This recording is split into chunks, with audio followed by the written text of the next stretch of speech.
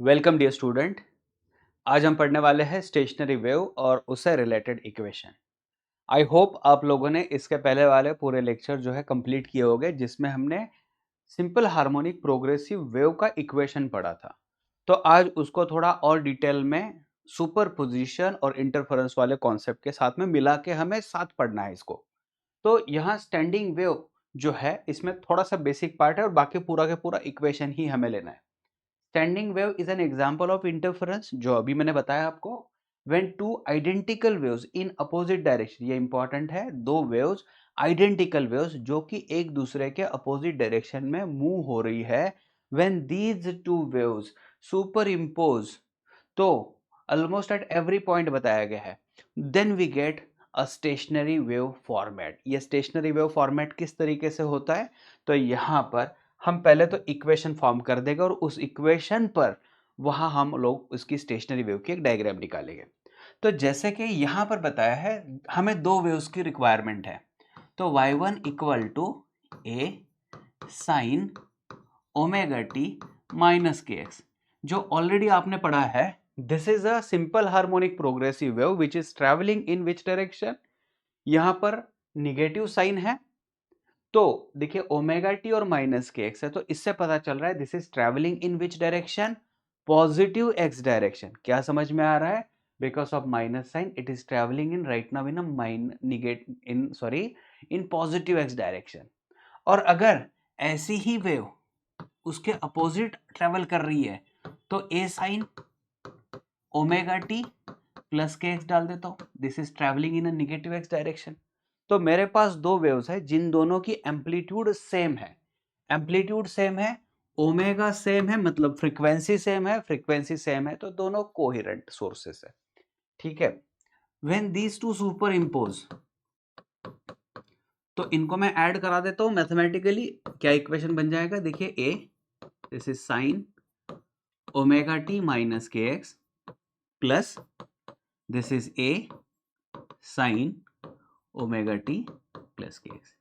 कई reference book में आपको ऐसे मिल जाएगा k x minus omega t, k x plus omega t, कोई दिक्कत नहीं है ना, उससे कोई बहुत ज़्यादा फर्क इसमें पड़ने वाला नहीं है।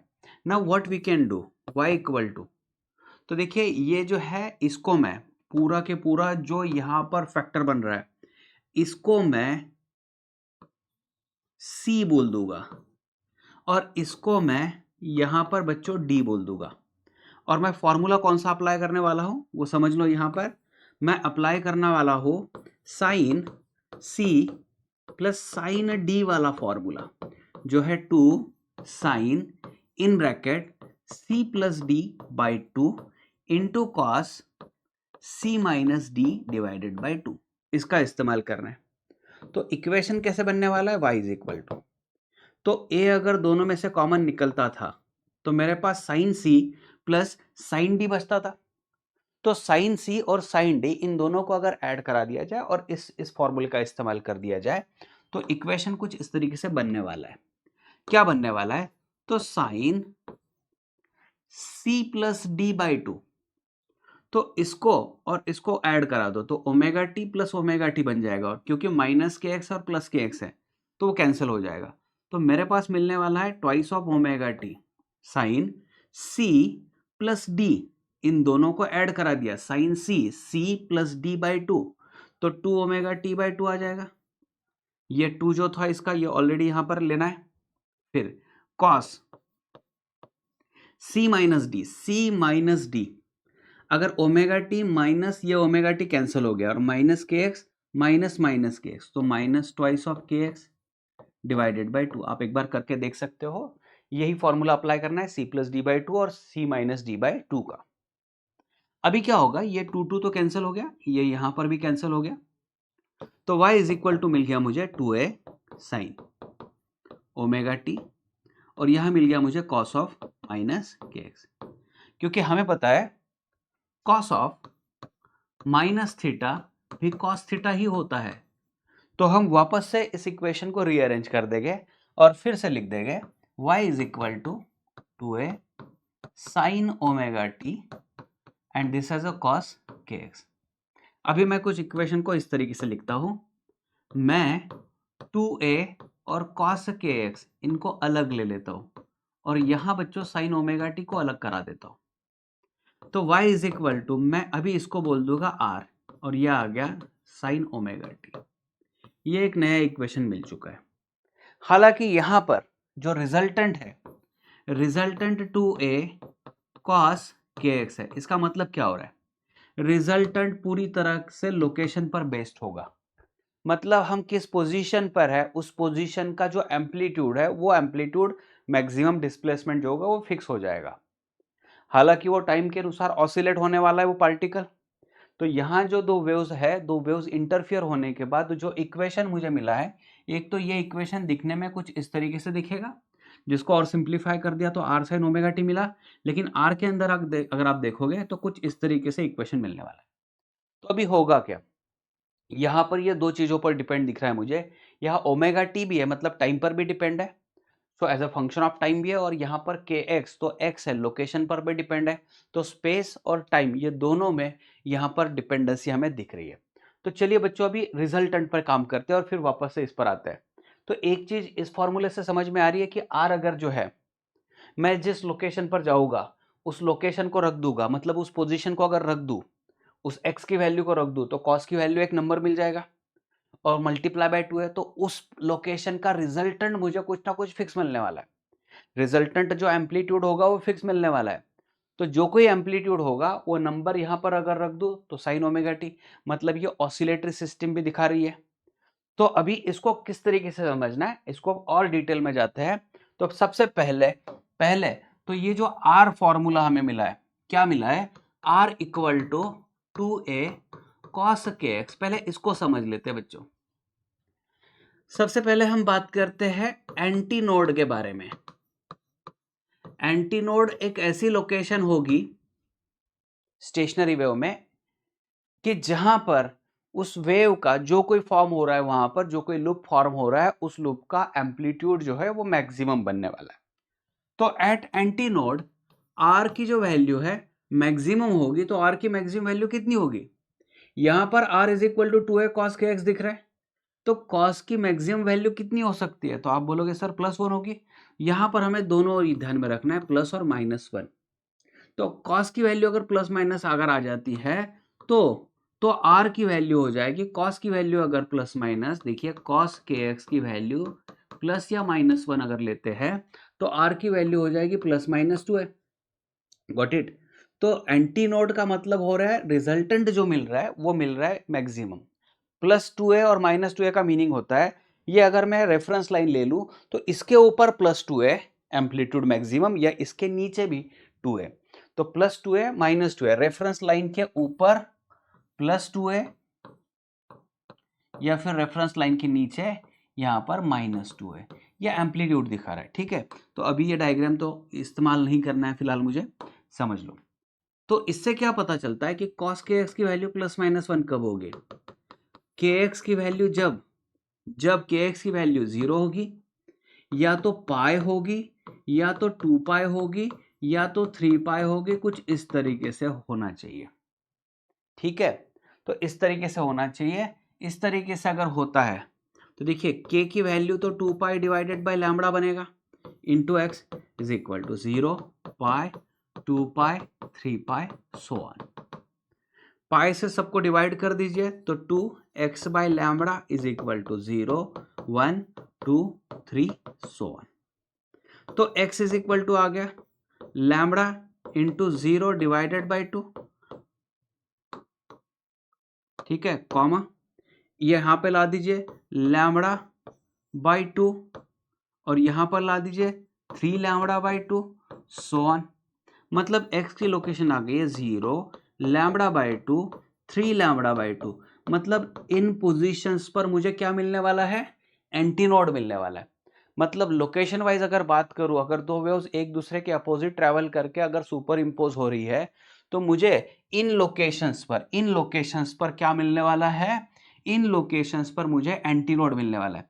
अच्छा, इन नंबर को अगर हम लोग कंटिन्यू कराते, इन नंबर्स को अगर हम कंटिन्यू कराते तो कितना आता, 3 पाई 4 पाई 5 पाई सारे नंबर आते।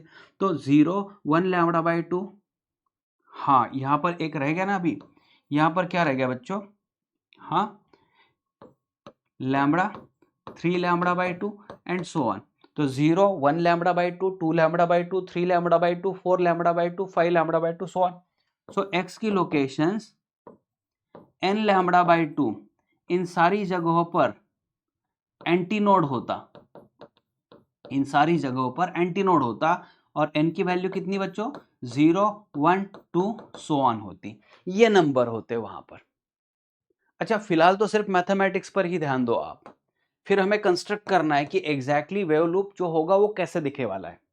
तो ठीक है, देखिए फिर दूसरा आता है, हम नोड के बारे में बात करते हैं।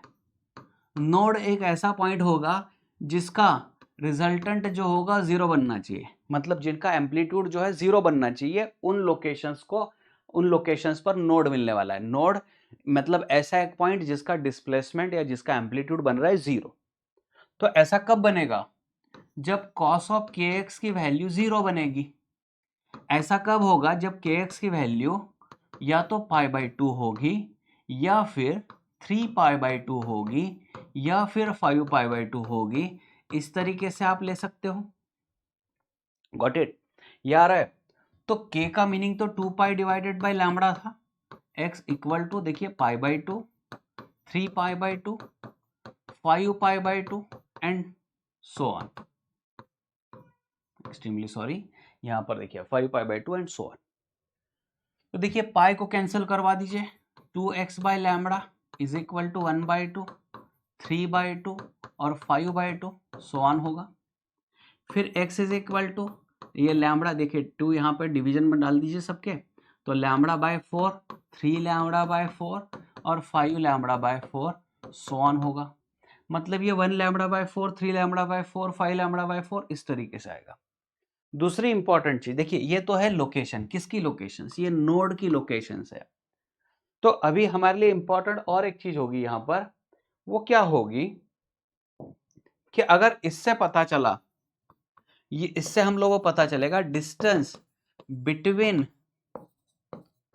सक्सेसिव एंटीनोड, जो नजदीकी एंटीनोड्स है उनके बीच का डिस्टेंस, या तो इन दोनों का डिफरेंस डलवा दो, या फिर इन दोनों का डिफरेंस, या फिर इन दोनों का डिफरेंस, कौन सा भी डिफरेंस। देखिए lambda 2/-0, lambda minus lambda by 2, तो ये सारा बन गया लैम्बडा बाय 2, लैम्बडा बाय 2। तो दो एंटीनोड के बीच का डिस्टेंस, सक्सेसिव एंटीनोड्स के बीच वाला जो डिस्टेंस होगा वो हमेशा लैम्बडा बाय 2 बनने वाला है। ये एक बात आ गई है। तो उसी तरीके से डिस्टेंस बिटवीन सक्सेसिव नोड्स के बारे में अगर बात करूं, तो देखिए इनको डिफरेंस निकाल दो, 3 lambda by 4 minus lambda by 4, lambda by 2 ही हो जाएगा। तो distance between two successive nodes या फिर distance between two successive antinodes के बारे में बात करूं, तो वो आने वाला है हर वक्त लैम्बडा बाय 2। अच्छा, अभी सबसे इंपॉर्टेंट चीज जो है, ये वेव कैसा दिखने वाला है। तो होगा क्या, ये रेफरेंस लाइन ले लेता हूं मैं। एक जो वेव होगी, वो एक वेव इधर से आ रही है और दूसरी वेव उधर से आ रही है, ये दोनों वेव सुपर इंपोज हो जाते हैं। और जैसे कि स्टेटमेंट यहां पर दिया था, when two identical waves travel in opposite direction then they superimpose almost at every point। दोनों एक दूसरे पर सुपर इंपोज हो रही है almost at every point। तो क्या होगा, अज्यूम करके चलते हैं ये अलग अलग लोकेशंस। तो ये लोकेशन ले लेता हूं, ये यहां पर सेकंड लोकेशन, थर्ड। तो ये क्या है एग्जैक्टली इस पर भी हम लोग काम करते हैं, बात करते हैं। दो वेव्स सुपर इंपोज हो रही है एक दूसरे के ऊपर, और इसको मैं कह दूंगा x इक्वल टू है 0, ये 0 वाली पोजीशन है। तो 0, तो अभी देखिए कैसे 0 यहां पर लैम्बडा बाय 2 के टर्म में आए, यहां पर लैम्बडा बाय 4 की टर्म में आए। तो 0 lambda by 2, then lambda, then 3 lambda by 2 and so on, ये चलता रहेगा। इनके बीच वाला डिस्टेंस देखिए 0 है और लैम्बडा बाय 2 है, तो उनके बीच में कौन होता है, लैम्बडा बाय 4 होता है। तो इनके बीच में जो होगा वो लैम्बडा बाय 4 होने वाला है। अगर डिस्टेंस वाइज आप मेजर करो तो देखिए 0, ये लैम्बडा बाय 2, इसके बीच में लैम्बडा बाय 4, इन दोनों के बीच में क्या होगा 3 लैम्बडा बाय 4। इसको ऐसे भी ध्यान में रखना है, देखो बच्चों। तो 0 है, 1 lambda by 4, 2 lambda by 4, 3 lambda by 4, 4 lambda by 4, 5 lambda by 4, 6 lambda by 4, है ना। तो इस तरीके से ध्यान में रखो। तो अभी क्या होगा, जो मैंने यहां पर 0 लोकेशन दिया, तो 0 लोकेशन पर एंटी नोड था। एंटी नोड था मतलब जो इंडिविजुअल वेव है, इंडिविजुअल वेव्स का एम्पलीट्यूड ए था, इंडिविजुअल वेव्स का एम्पलीट्यूड ए था। तो अगर ये एक वेव है तो इसका एम्पलीट्यूड ए बन रहा है, माइनस ए और ये प्लस ए। उसी तरीके से अभी ये वेव ट्रैवल करूँ ये इस डायरेक्शन में, और ऐसे ही अगर वेव ले लूँ मैं यहाँ पर, तो बस यही वेव, ऐसे ही वेव इस डायरेक्शन में आते हुए दिखाऊंगा मैं। तो दो वेव्स जो है दो एक दूसरे के अपोजिट डायरेक्शन में जा रही है। तो जब ये सुपर इम्पोज हो गई है तो क्या होगा, तो at location x equal to 0 जो रिजल्टेंट बन गया वो 2a बन गया, प्लस 2a या माइनस 2a, क्योंकि ये स्टेशनरी वेव फॉर्म होने वाली है। अच्छा, स्टेशनरी का मतलब क्या हो रहा है वो भी जानते हैं। यहां पर देखिए जो इक्वेशन बन रहा है तो ये सिर्फ एम्पलीट्यूड की इंफॉर्मेशन दे रहा है। लैम्बडा बाय 4 पे अगर बात करें तो r की वैल्यू 0 बन रही है, मतलब इस ड्यूरेशन में जो वेव थी कुछ इस तरीके से होगी। लैम्बडा बाय 2 पर क्या बनने वाला है, अगेन प्लस माइनस 2 है, फिर वापस से 0 3 लैम्बडा बाय 4 पर, फिर लैम्बडा पर again maximum, again 0, again maximum. तो बच्चों ये कुछ इस तरीके से जो है वो वेव जो होगी वो तैयार होते हुए दिखेगी। और अभी मुझे क्या दिखाना है, ये पूरा स्ट्रक्चर तैयार हो गया। ये पूरा स्ट्रक्चर एग्जैक्टली किसको बता रहा है, ये क्या बता रहा है, एग्जैक्टली क्या बता रहा है वो समझ लो। यहां पर जो दो वेव्स आ रही है, तो दो वेव्स जब सुपर इम्पोज हो जाती है तो सुपर इम्पोज हो जाने के बाद में जो x इक्वल टू 0 लोकेशन है वहां का जो कोई पार्टिकल होगा वो ऊपर नीचे ऑसिलेट हो रहा है, और ऑसिलेट हो रहा है तो मीन पोजीशन से ऊपर 2a पर जा रहा है और मीन पोजीशन से नीचे माइनस 2a पर आ रहा है। उसके बाजू में जो पार्टिकल होगा उसका मैक्सिमम एम्पलीट्यूड ये होने वाला है।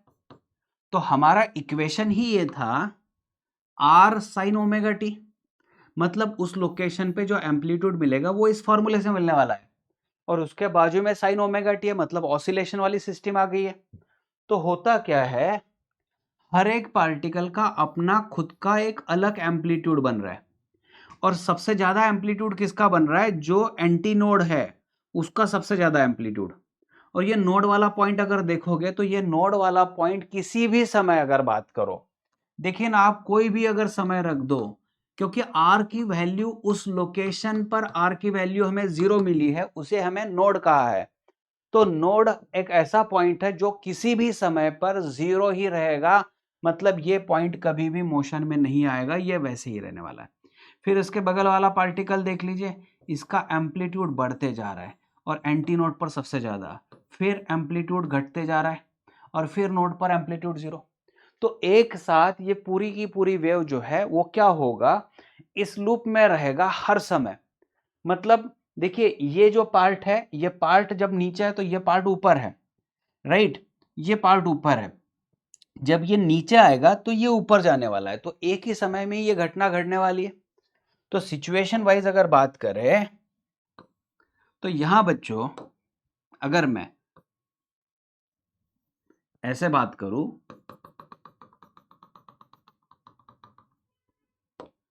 कि ये पार्टिकल ऊपर जाने की कोशिश करता है तो उसी समय ये पार्टिकल नीचे आने की कोशिश करता है। और क्या होगा, क्योंकि इनके सारे इक्वेशन में अगर आप देखोगे तो y equal to R sine omega T है। इक्वेशन में y equal to R sine omega T, R तो उस लोकेशन का एम्पलीट्यूड दे रहा है, लेकिन बाजू में साइन ओमेगा टी है, तो ओमेगा एक फिक्स वैल्यू है। मतलब हर एक पार्टिकल का जो ऑसिलेटर फ्रीक्वेंसी है या फिर ओमेगा है या फिर फ्रीक्वेंसी है, वो फ्रीक्वेंसी फिक्स्ड है, मतलब टाइम पीरियड फिक्स हो रहा है। इसका मतलब ये हो रहा है कि इस एंटी नोड को, इस पार्टिकल को जो एंटी नोड पर है, इसको यहां से यहां जाने में अगर पर्टिकुलर टाइम टी लग रहा है तो उतना ही टाइम इस पार्टिकल को यहां से यहां जाने में लगने वाला है, और उतना ही टाइम इस पार्टिकल को यहां से यहां आने में लगने वाला है। मतलब दो नोड के बीच में जितने सारे पार्टिकल्स हैं उन सारे के सारे पार्टिकल्स को नीचे से ऊपर जाने के लिए उतना ही टाइम लगेगा, और उतने ही टाइम में ये बगल वाले जो पार्टिकल्स है इनको नीचे आने में लगेगा। इसका मतलब ये बन रहा है कि एंटीनोड वाला पार्टिकल, उसको ज्यादा डिस्टेंस कवर करना है तो इसके पास स्पीड सबसे ज्यादा होगी। एंटीनोड वाला पार्टिकल जिसको ज्यादा डिस्टेंस कवर करना है उतने ही टाइम में इसका स्पीड सबसे ज्यादा होगा। फिर इसके बाजू वाला जो पार्टिकल होगा उसको कम डिस्टेंस कवर करना है तो इसकी स्पीड कंपैरेटिवली कम होगी, इसकी स्पीड और कम होगी, इसकी स्पीड और कम होगी, और नोड की स्पीड कितनी होगी? तो नोड की स्पीड होगी 0। जो कि अभी ये लूप और ये लूप एडजेसेंट लूप है, ये दोनों लूप एडजेसेंट है, तो सारे के सारे पार्टिकल एक ही लूप में जो है वो सब एक ही समय में ऊपर जा रहे हैं, अलग अलग स्पीड से जा रहे हैं लेकिन एक ही टाइम में ऊपर जाएंगे। तो सारे के सारे पार्टिकल जब ऊपर जाने वाले हैं तो all particles in the loop are in phase. All particles in the loop, all particles in the loop, ये सारे के सारे पार्टिकल जो मैं बता रहा हूं, ये सारे के सारे पार्टिकल जो मैं बता रहा हूं in the loop are in phase. लेकिन ये पार्टिकल और इसकी एडजेसेंट वाला पार्टिकल जो है ये हमेशा एक दूसरे के अपोजिट ट्रेवल करने वाला है। तो एक दूसरे के अपोजिट ट्रेवल करने की वजह से हम बोल सकते हैं yes the particles in adjacent loop are always in opposite phase. Particles in adjacent loop, particles, ये लूप के पार्टिकल और ये लूप के पार्टिकल, ये लूप का पार्टिकल ऊपर जा रहा है, ये लूप का पार्टिकल नीचे आ रहा है। So particles in adjacent loop are out of phase, are 180 degree out of phase.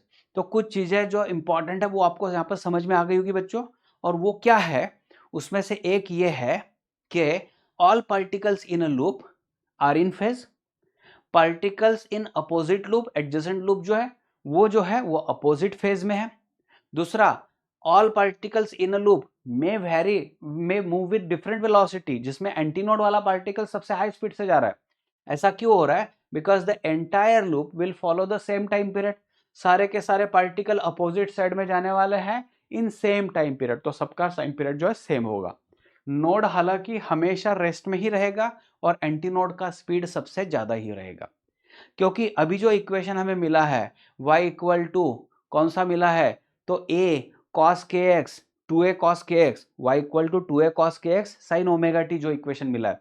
तो ऐसे कई सारे इक्वेशन तैयार हो सकते हैं, डिपेंड कि आप दोनों जो वेव सुपर इम्पोज करा रहे हो वो कौन सी ले रहे हो, किस तरीके से ले रहे हो। तो मैंने y equal to A sine omega T minus के एक्स लिया, तो उसकी जगह पर के एक्स माइनस ओमेगा टी ले सकता हूँ या फिर कॉस वाली टर्म ले सकता हूँ। तो it depends on the equation, ठीक है। लेकिन moral of the story is कि इसमें लास्ट में जो होने वाला है वो कुछ इसी तरीके से होने वाला है, स्टेशनरी लूप मिलने वाला है। Got it? ये क्लियर हो गया बच्चों? तो इस तरीके से ये स्टेशनरी वेव तैयार हो गई है। इसकी जो एनर्जी है वो लोकलाइज्ड एनर्जी है, वो एनर्जी प्रोपोगेट नहीं हो रही है, ट्रांसमिट नहीं हो रही है, ये स्टेशनरी लूप तैयार होगा। इसके कई सारे जो लूप्स हो गए, जैसे गिटार है तो गिटार में आप अगर स्ट्रिंग को देखोगे that is fix between two rigid supports. तो रिजिड सपोर्ट जहां पर होता है वहां पर हमेशा नोड ही तैयार होता है। रिजिड सपोर्ट जहां पर होता है वहां पर हमेशा नोड ही तैयार होगा। रिजिड सपोर्ट जहां पर होगा वहां पर हमेशा नोड ही तैयार होगा, नोड और नोड, और यहां पर तैयार हुआ एंटीनोड। ये मिल गया आपको लूप। ऐसे कई सारे एग्जाम्पल है जहां पर स्टेशनरी वेव्स हमें तैयार करके देखना है, ठीक है। तो नेक्स्ट लेक्चर में हम ऐसे प्रैक्टिकल एप्लीकेशंस पर बात करने वाले हैं। तो मीनवाइल अभी आपको ये पूरा इक्वेशन जो ये तैयार करके रख देना है। उनकी लोकेशंस पे से जो कंक्लूजन मिला है, the distance between two adjacent node या फिर distance between two adjacent antinode λ/2 होगा, है ना। और distance between successive nodes, successive antinodes, sorry distance between successive antinodes या फिर डिस्टेंस बिटवीन सक्सेसिव नोड्स कितना होने वाला है λ/2। और distance between node and anti node, distance between node and anti node, इनके बीच वाला अगर डिस्टेंस बोले तो λ/4। डिस्टेंस बिटवीन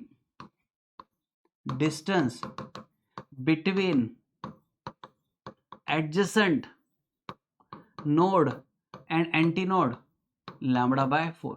बच्चों यही काफी सारे इंपॉर्टेंट इक्वेशंस है मतलब ऐसे इक्वेशन कोई भी दे दे आपको तो आपको इजीली यही क्वेश्चंस पूछे जाएंगे।